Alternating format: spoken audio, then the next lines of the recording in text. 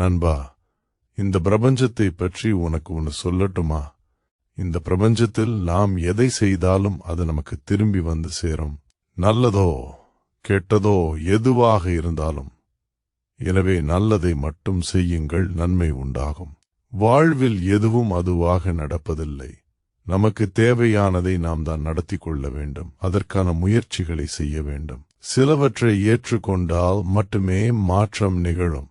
உதாரணமாக, உன்னை ஒருவர் இழிவு செய்கிறார் என்றால் நாம் அதனை ஏற்றுக்கொண்டு அவரிடம் கோபப்படுவதை தவிர்த்து, அவள் ஏன் நம்மளை இழிவு செய்கிறார் என காரணத்தை கண்டறிந்து நாம் பொறுப்பு ஏற்று அதனை சரி செய்ய வேண்டும்.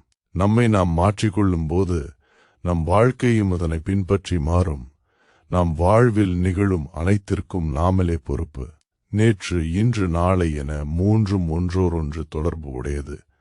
நேற்று நாம் செய்யும் காரியங்களுக்கு பலனை இன்று அனுபவிப்பதும், இன்று செய்த காரியங்களுக்கு பலனை நாளை அனுபவிப்பது என தொடர்பு கொண்டுள்ளது.